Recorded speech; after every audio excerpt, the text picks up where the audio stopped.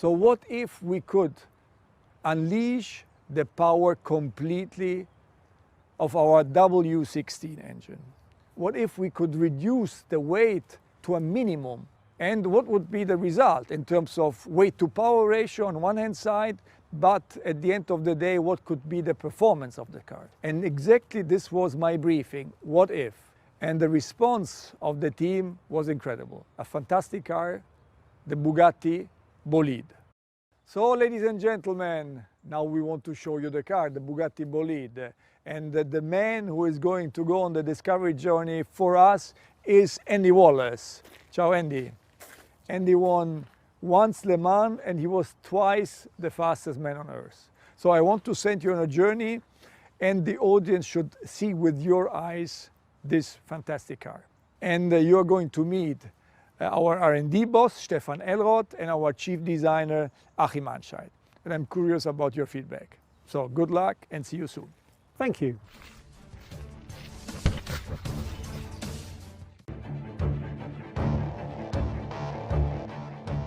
Wow, it looks absolutely stunning. What a car. We're always talking about form follows performance, and now I can see exactly what you mean. At least in the very beginning, it was only form following performance. What really would happen if we strip Bugatti Chiron of all its creature comfort and then position the driver quite a bit more extreme and lower in the car, and then almost shrink wrap an exterior around the driver and the technical components and make it an ultra minimal and ultra performant concept. That became the project Bolide. And then when I look at the frontal area of the car, actually all I can see now is form following performance. For the first time we're streaming the air through the internal part, meaning inside of the front wheels around the main monocoque. So you can see that performance and aerodynamic development dominates the frontal appearance of the car. And when we go around the side, that story actually continues. Raw air into the roof scoop, hot air traveling along the cabin, fresh cool air traveling in this light blue channel towards the intercoolers, and then hot air coming from the water coolers through this enormous negative scoop behind the front wheel, and then cool air again traveling on the bottom into the oil coolers and exiting. So this goes to show how technology and aerodynamic handling really came first, and then we try to find a win-win, how we position the cabin between the wheels, give the car quite a bit more stance, and also apply a bit of Bugatti identity with it, which I hope can be realized. It is unmistakably a Bugatti, and I can imagine that was not a work of a moment. Took a moment, but then, you know, it's actually an evolution of the C line of the Chiron. And then compare that to the Bugatti line of the Divo, is quite a bit more sporty. And here you have the ultimate sportiness, no, on the Bolide, where the Bugatti line becomes super fast and really nice and elongated in proportion. So what's happening at the rear? Come on, I'll show you. So you see here that the exhaust was put right in the center of the rear end, therefore allowing the diffuser having maximum performance width. And at the same time, it creates an architecture where everything around the exhaust really is there for extracting hot air from the engine compartment. I noticed this X theme all over the car. So what's that all about? That has something to do with the experimental nature of the project. You remember the film The Right Stuff? Chuck Yeager breaking the sound barrier. Absolutely. For the very first time. For us, this was a similar approach to this project. This experimental track-focused car with the X graphics all around. But I think the most prominent, you see that on the frontal area.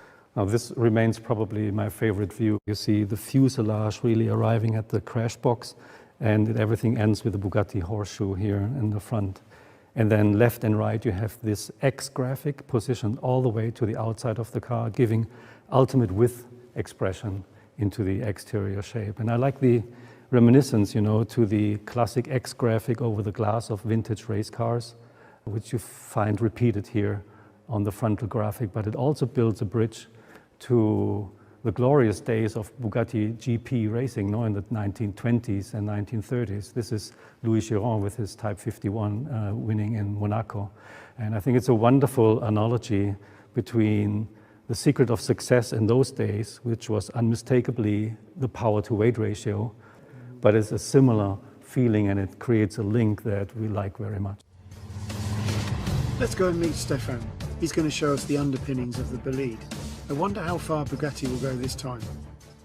Further than we ever did before. Andy, a very warm welcome here at Bugatti Engineering. Thank you very much. Great to see you. So, what if we take our W16 8-liter capacity engine and make a very radical concept out of that? The result is the Bugatti Bolide.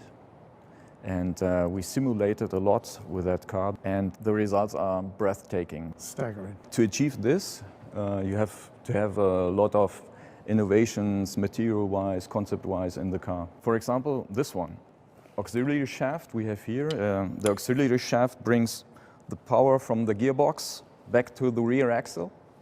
And it's a hybrid part made out of carbon fiber and with titanium fittings. Half the weight, but twice as strong as the regular one. And to think it can take all that force.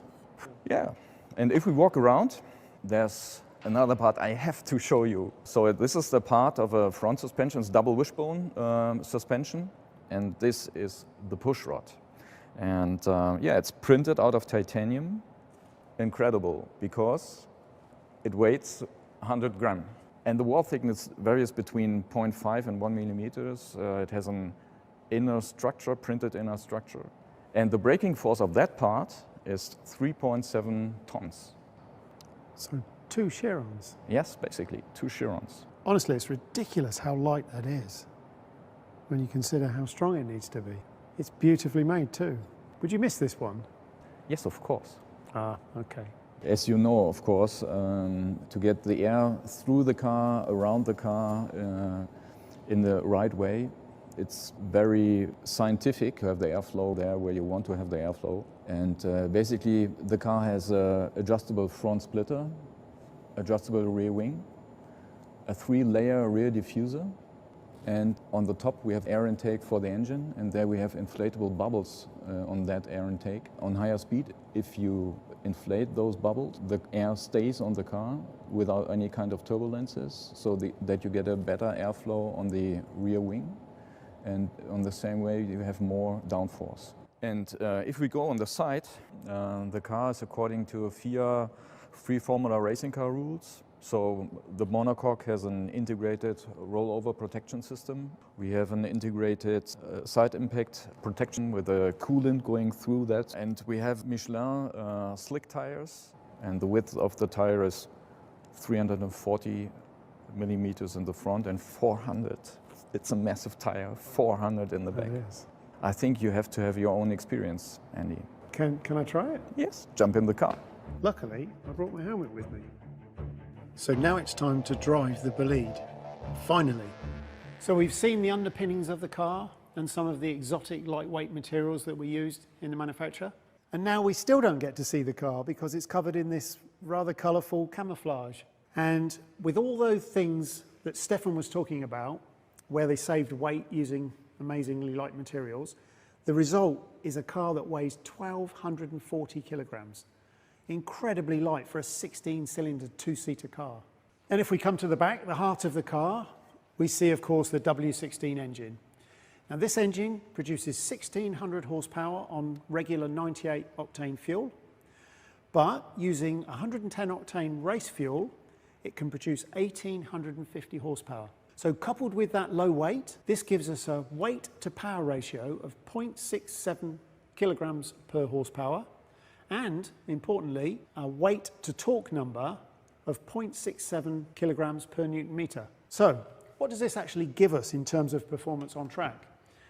Well, the Bugatti engineers have done some simulations, and incredibly, this car could lap the Nordschleife in 5 minutes and 23 seconds. But then, importantly perhaps for me, I can relate to this very well, a lap of the Le Mans circuit in 3 minutes and 7 seconds. That's 7 seconds faster than any LMP car has ever lapped Le Mans. So incredible performance, and I really can't wait to try the car. So let's go.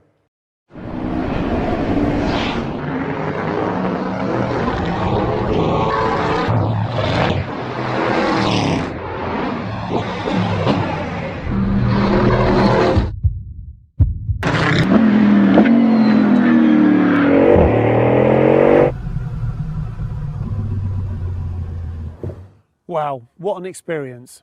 This car really does react like a proper race car. Amazing grip, high speed, low speed, the balance feels amazing, but there's one key difference. This car accelerates like nothing else I've ever experienced in my life, almost out of this world. Really an amazing car, and I'm so glad I got to drive it.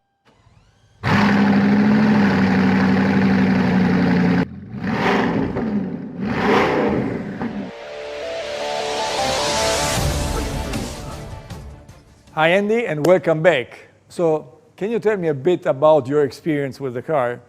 Well, this project is as close as you can get to a real race car. I thoroughly enjoyed the opportunity. It's a great project. Well done, Bugatti. Thank you very much. We always value your feedback. It's very important to us. Ladies and gentlemen, in my eyes, Bugatti always was and still is striving for perfection. So at the end of the day, it comes down to the fact that we have to exceed the dream of our customers and our fans. The Bugatti Bolide is benchmark for what is technologically possible today. And thanks to the dedication of the Bugatti team, this result could be achieved. And also the dedication to their jobs in general is enabling us so far to achieve another record year in the year 2020, and this despite COVID-19. And I have to say that this car is really a dream. The Bugatti Bolide. Vive la marque!